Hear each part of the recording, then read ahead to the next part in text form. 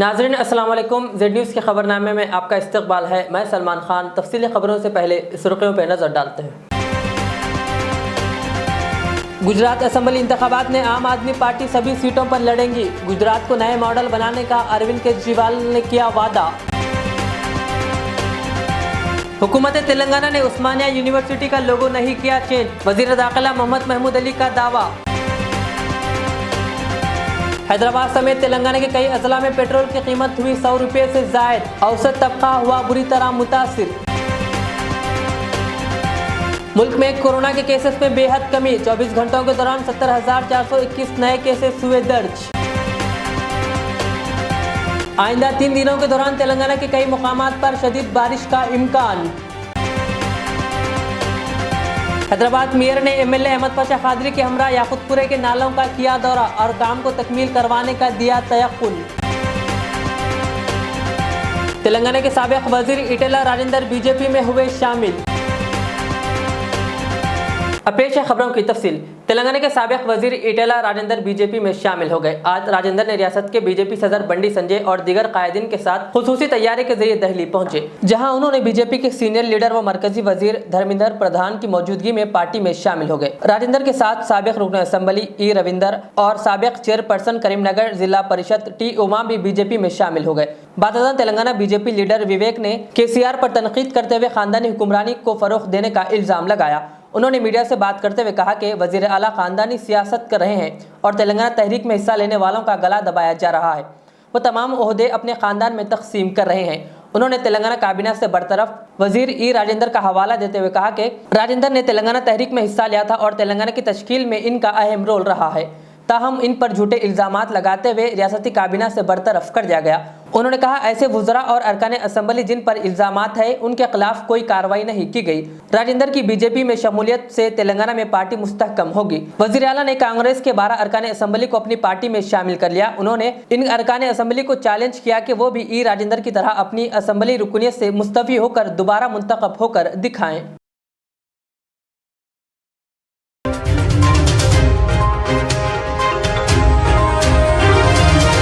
मुल्क में corona virus के केसेस में कमी और शिफायाब होने वाले मरीजों की तादाद में इजाफा हो रहा है। मरकजी वजारत सेहत की जानिब से पीर की सुबह जारी आदद शुमार के मुताबिक गुज़िश्ता 24 घंटों के दौरान मुल्क में 70,421 नए केसेस रिपोर्ट हुए। इसी दौरान 1,19,501 मरीज सेहतियाब हुए और गुज़िश्ता 24 घंटों के दौरान मुल्क में 3,921 मरीजों की अमवात हुई है।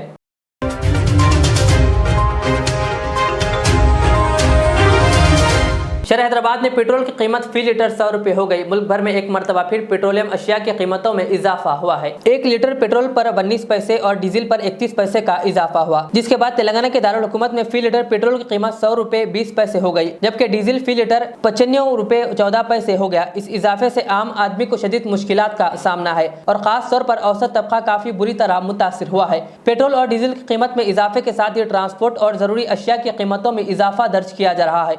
तेलंगाना के करीमनगर जिले में पेट्रोल फी लीटर 100 रुपये 7 पैसे के हिसाब से फरोख्त किया गया। रियासत में सबसे ज्यादा पेट्रोल की कीमत मेदक जिले में दर्ज की गई। इस अजला में पेट्रोल फी लीटर 101 रुपया 20 पैसे के हिसाब से फरोख्त किया गया। इसी तरह दीगर अजला खम्मम, निजामाबाद, रंगारेड्डी में पेट्रोल फी लीटर 100 रुपये हो गया है।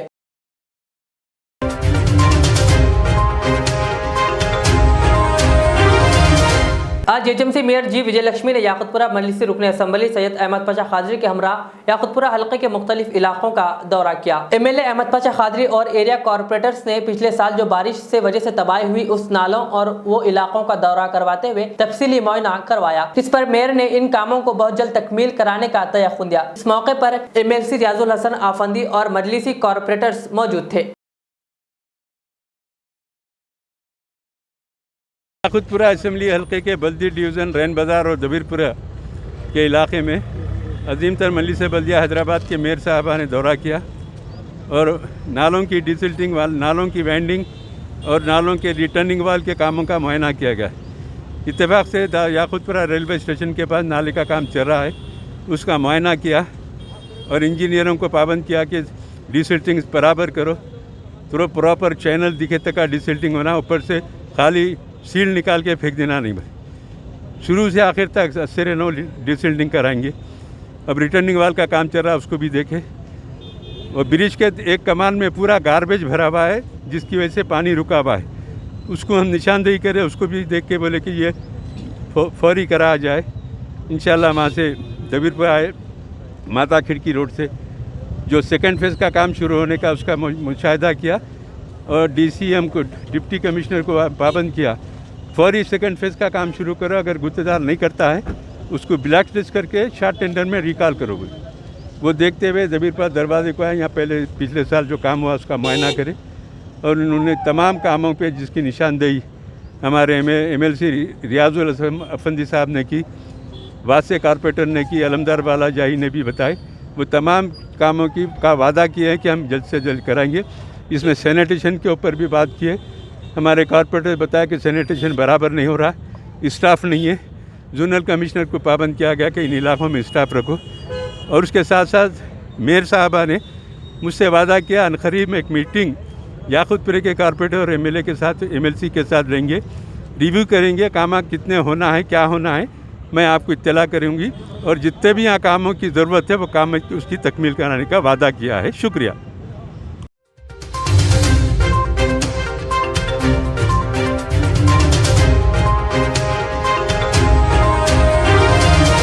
गुजरात में होने वाले असेंबली इंतखाबात को लेकर सियासी सरगर्मियां अभी से तेज हो गई।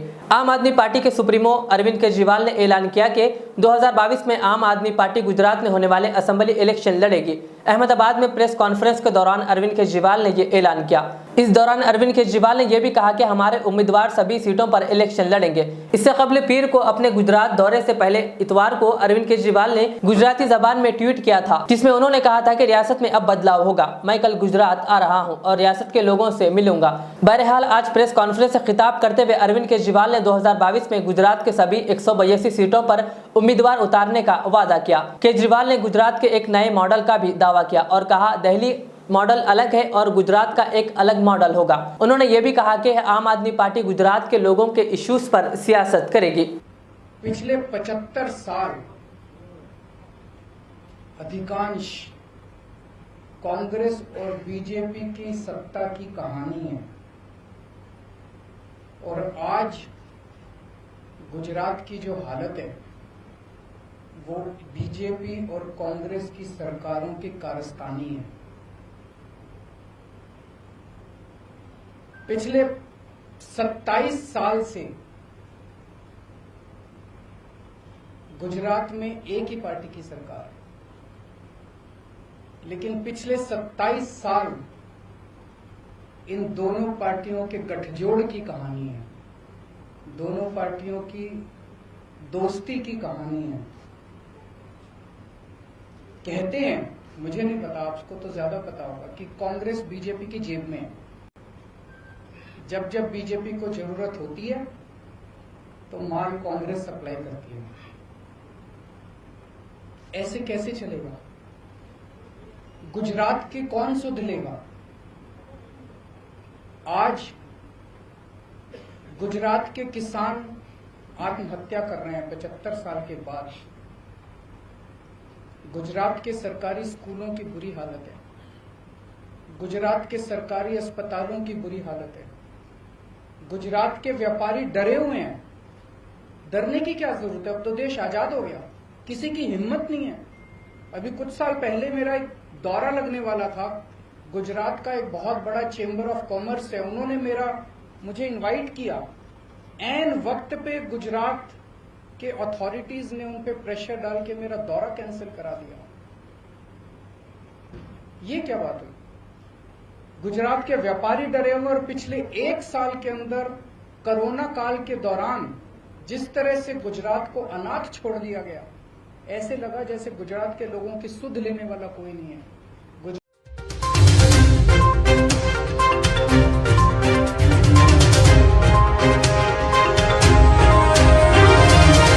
बायजू एजुकेशन टेक्नोलॉजी कंपनी ने बंजारा हिल्स में वाक़ अपने दफ्तर में पुलिस के फैमिलियों के लिए वैक्सीन फराहम की। हैदराबाद कमिश्नर अंजनी कुमार IPS और शिखा गोयल IPS व दीगर अफसरान ने इस दफ्तर का मुआयना किया।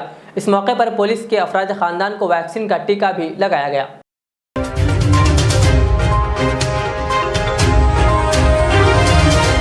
तेलंगाना के कई मुकामात पर आज बारिश हुई। रियासती दारुल हुकूमत हैदराबाद समेत अजला, वरंगल, आदिलाबाद और दीगर मुकामात पर सुबह शदीद बारिश हुई। शहर हैदराबाद के बेशतर इलाकों मलकाजगिरी, सिकंदराबाद, वनस्थलीपुरम, लिंगमपल्ली, हयातनगर, मादापुर, लकड़ी का पुल, जुबली हिल्स, सनत नगर, अमीरपेट, खैरताबाद, गच्चीबौली, उप्पल, एलबी नगर, कोटी और पुराने शहर के कई इलाकों में बारिश हुई। बारिश का पानी सड़कों पर जमा हो गया, जिसके नतीजे में राहगीरों को दुश्वारियों का सामना करना पड़ा। जिला सिरसिल्ला जगतियाल में भी बारिश दर्ज की गई। जीएचएमसी के ओहदेदार महकमे मौसमियात की जानिब से बारिश के इंतबाह के बाद चौकस हो गए। महकमे मौसमियात के मुताबिक आइंदा 3 दिनों के दौरान रियासत के कई मुकामात पर शदीद बारिश का इम्कान है।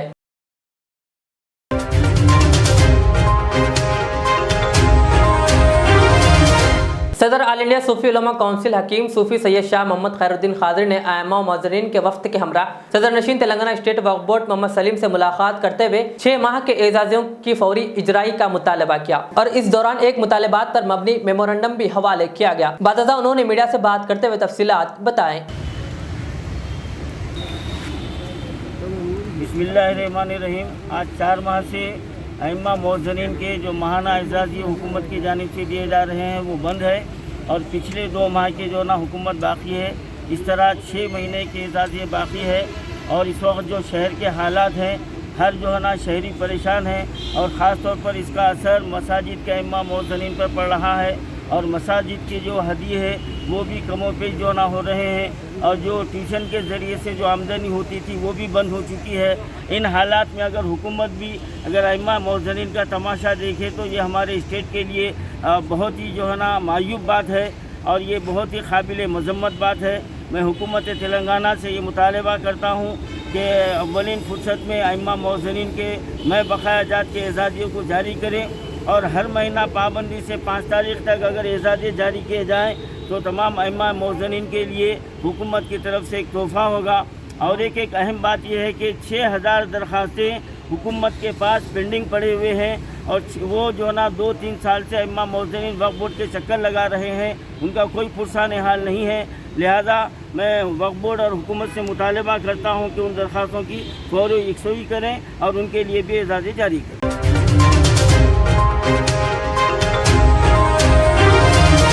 उस्मानिया यूनिवर्सिटी के लोगों में तब्दीली से मुताल्लिक़ सोशल मीडिया पर हो रहे तबसरों पर आज वज़ीर दाखिला मोहम्मद महमूद अली ने मुतल्लिक़ा ओहदेदारों के साथ एक इजलास तलब किया और लोगों से मुताल्लिक़ तफसीलात हासिल की। बादशाह उन्होंने मीडिया से बात करते हुए कहा कि हुकूमत तेलंगाना ने लोगो तब्दील नहीं किया। इस सिलसिले में उन्होंने मज़ीद तफसील बताई।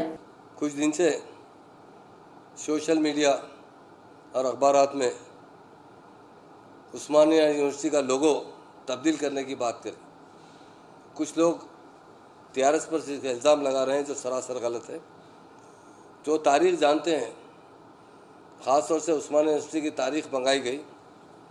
हिंदुस्तान की आज़ादी के 1 साल बाद 1948 में यहाँ पर पुलिस एक्शन हुआ।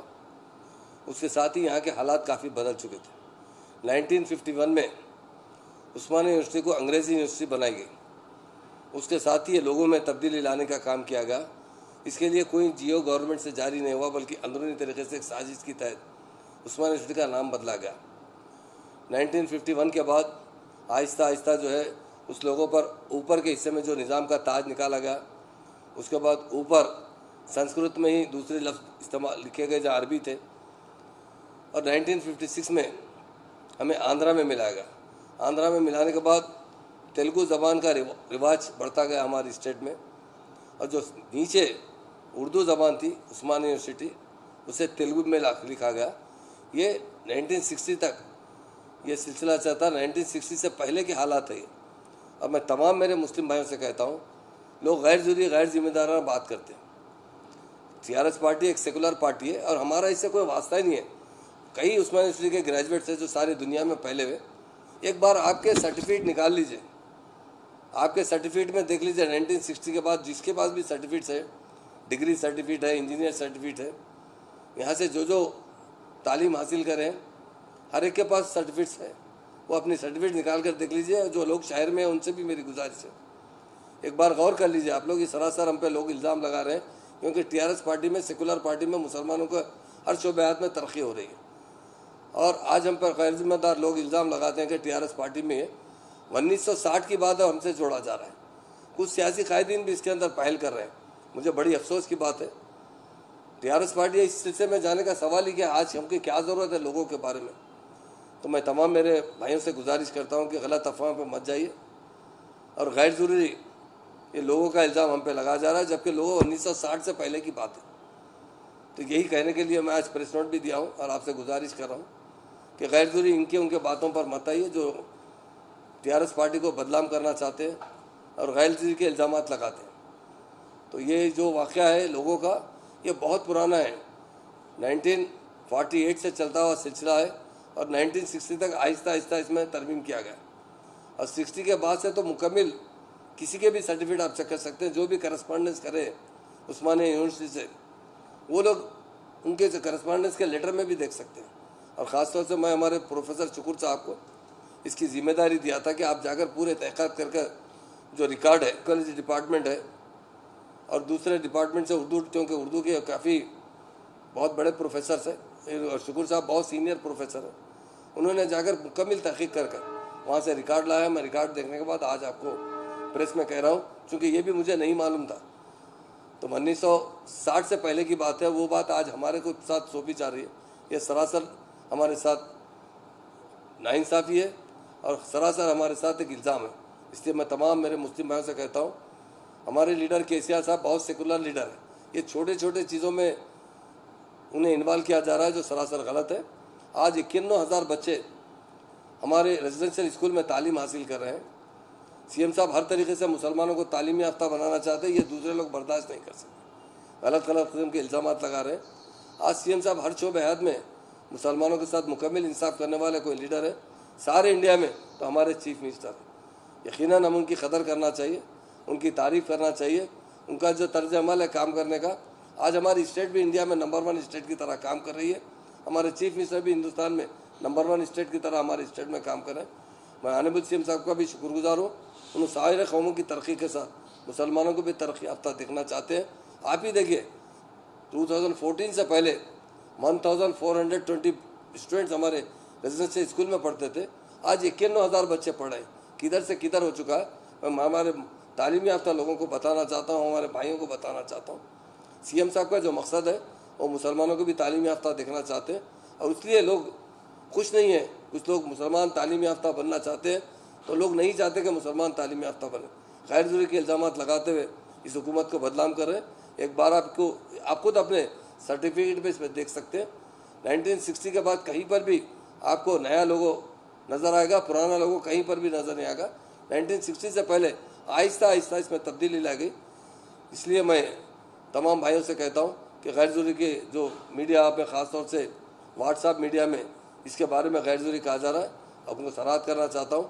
इससे हमारा कोई टीआरएस पार्टी का कोई ताल्लुक़ नहीं। Thank you.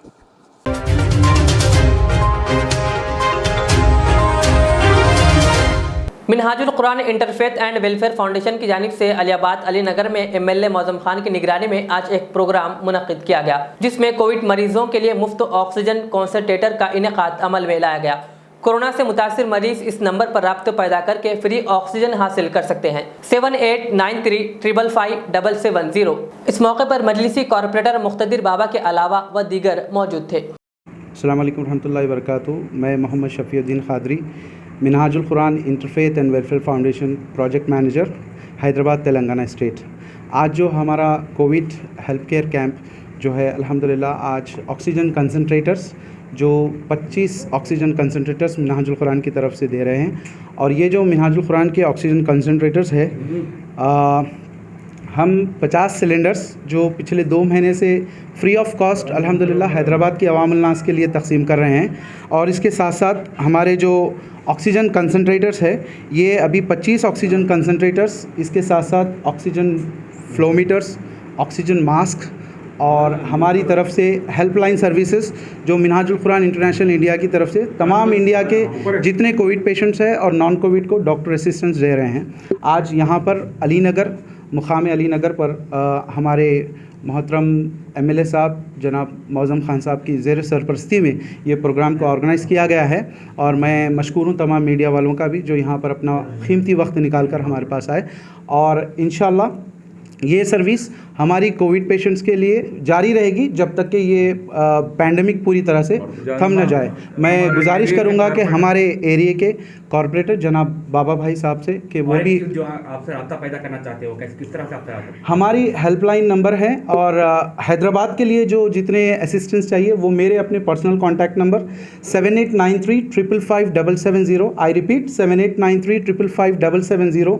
मेरा नाम शफ़ी क़ादरी है। और भी हमारे 2 नंबर है जो हम हमारे फ्लायर के साथ उसको सर्कुलेट कर रहे हैं तमाम व्हाट्सएप ग्रुप्स में, और मीडिया के तहत मैं आप तक हर कोई जो हैदराबाद में रिहाइश कर है उन तक हम पूरा तरह से कोशिश करेंगे कि पहुंचेंगे। क्या रिक्वायरमेंट रहेगा? अगर हमारा रिक्वायरमेंट सिर्फ इतना है सर कि ये सर्विसेज जो है एब्सोल्युटली फ्री ऑफ कॉस्ट है, और हमारे को थोड़ा सा प्रोटोकॉल मेंटेन करने के लिए जो भी पेशेंट है उसका आधार कार्ड, उनकी इलेक्ट्रिसिटी बिल और एक कॉन्टैक्ट नंबर जो हम लेकर उनको फ्री ऑफ कॉस्ट सर्विसेज दे रहे हैं। और वो हमारे इस पते पर यानी कि 19-3-543/120 अली नगर अपोजिट टू हसन बसरी मस्जिद के सामने से दस्तयाब है।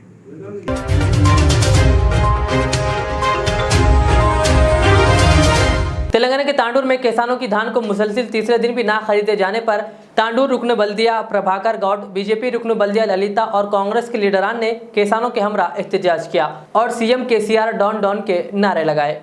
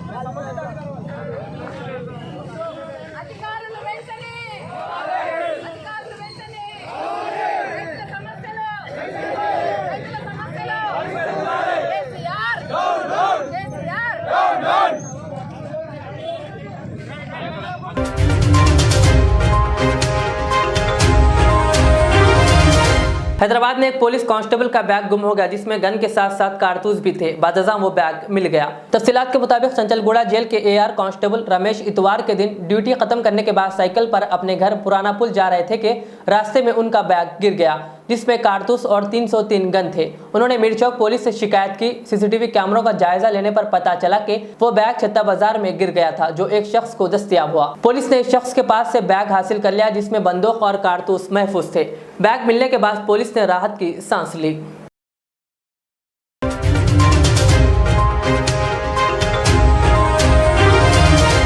पुरानी शहर हैदराबाद में बालकनी से गिरने से एक 17 साल लड़के का इंतकाल हो गया। तफसीलात के मुताबिक 17 साल अब्दुल रहमान मादनापेट के रहने वाले थे और वो पुराने हवेली अपने नाना के घर आए हुए थे और यहाँ इत्तेफाकी तौर पर वो बालकनी से नीचे गिर गए। फौरन उन्हें इलाज के लिए दवाखाना मुंतकिल किया गया। वहाँ इलाज के दौरान उनका इंतकाल हो गया।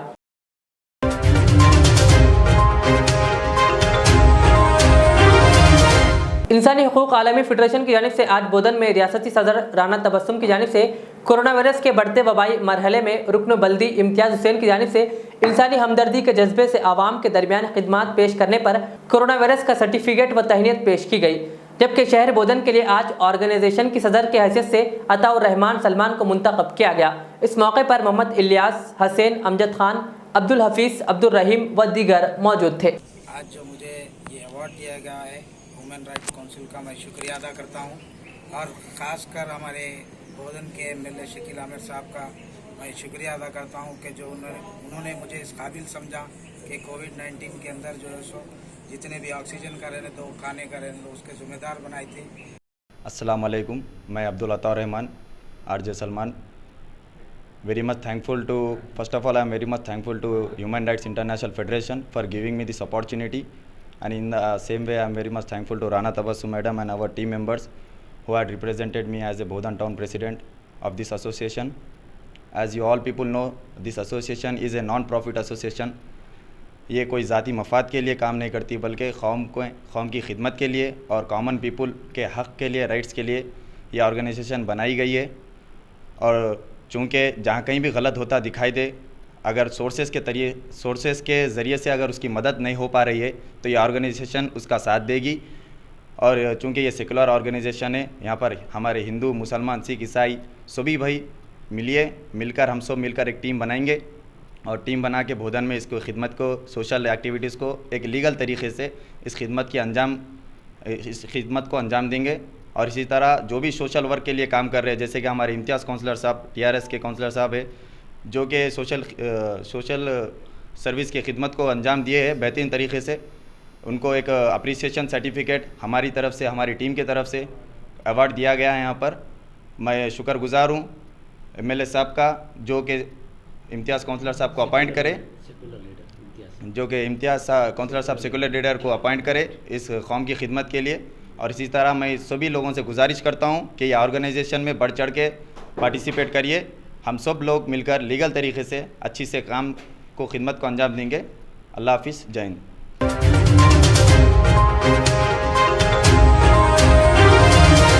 आखिर में और एक बार सुर्खियों पर नजर डालते हैं।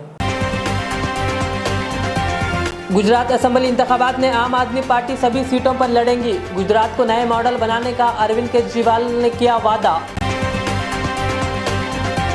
हुकूमत तेलंगाना ने उस्मानिया यूनिवर्सिटी का लोगो नहीं किया चेंज। वजीर दाखिला मोहम्मद महमूद अली का दावा। हैदराबाद समेत तेलंगाना के कई अजला में पेट्रोल की कीमत हुई 100 रुपये से जायद। औसत तबका हुआ बुरी तरह मुतासिर। मुल्क में कोरोना के केसेस में बेहद कमी। 24 घंटों के दौरान 70,421 नए केसेस हुए दर्ज। आइंदा 3 दिनों के दौरान तेलंगाना के कई मुकामात पर शदीद बारिश का इम्कान। हैदराबाद मेयर ने MLA अहमद पाशा खादरी के हमरा याकुतपुरे के नालों का किया दौरा और काम को तकमील करवाने का दिया तयक्कुन। तेलंगाना के साबिक वजीर इटेला राजेंद्र BJP में हुए शामिल। ये थी आज की दिन भर की हमारी खबरें। मुझे इजाज़त दीजिए। हमारे Z चैनल को YouTube पर सब्सक्राइब, Facebook पर लाइक शेयर ज़रूर करें। अल्लाह हाफिज़। मैं के हूँ। सन 1995 में मुझे एक अजीम मकसद के लिए कायम किया गया। मुझसे कई हजार अमीर और गरीब खानदान जुड़े हुए हैं, जिन्होंने अपने ख्वाबों के महलों से मुझे सजाया। मैं अपने चाहने वालों को तरक्की याफ्ता शानदार इलाकों में आबाद करने के लिए मशहूर हूँ। अब आपकी खिदमत में तेहरान गाह के दामन में काफी वसी व अरीज खूबसूरत कॉलोनीज लाया हूँ। आपकी पसंद, आपकी सहूलत, मेरी खिदमत सिर्फ 4 लाख से 8 लाख के दरमियान। मुझसे जुड़ें और अपना भी ख्वाबों का महल बना लें और तरक्की को अपना मुकद्दर कर लें। यूं जमीन पे बैठकर क्या आसमान देखता है, परों को खोल जमाना उड़ान देखता है। KMR का सदर दफ्तर आरामगढ़ चौराहे पर मौजूद है। ज़ेवरात की दुनिया में शहर हैदराबाद का बाएतिमाद नाम मीर मुस्तफ़ा ज्वेलर्स, जो दुल्हन के हुस्न को 4 चांद लगा दे। नेकलेस, चूड़ियाँ, रूबी, रानी हार का शानदार कलेक्शन पेश करते हैं। मीर मुस्तफ़ा ज्वेलर्स, रूबरू मदीना होटल, अल्फाज स्कूल, हाफिज बाबा नगर, हैदराबाद 0402444657। रियाज इस्लामिक स्कूल तालीमी मैदान में एक नया इनकलाब। इस्लामिक और मॉडर्न एजुकेशन की अजीम दरसगाह। 23 साल तजुर्बे के बाद तलबा और तालिबात के लिए रियाज इस्लामिक स्कूल पेश करता है हिफ्ज़ कुरान, नाज़िरा कुरान, क़ायदे के अलावा नर्सरी ता 10वीं जमात तक की तालीम का बेहतरीन नज़्म। बच्चों के लिए हॉस्टल की सहूलत, मुस्तहिक़ तलबा के लिए खुसूसी रियायत, तलबा और तालिबात के लिए अलहदा क्लासेस के माकूल नज़्म, खुसूसी computer classes, hardware and software training, बच्चों में तहरीरी और तकरीरी सलाहियतों को उजागर करने के लिए हफ्तावारी प्रोग्राम, काबिल और मुशफ़िक़ असातिज़ा इकराम की निगरानी में बेहतरीन तालीम नज़्म। सुबह 8 बजे तक शाम 4:30 बजे दाखिले जारी हैं, उजलत कीजिए। Riyaz Islamic school, opposite lane, new SR petrol pump, Wattapalli, Hyderabad.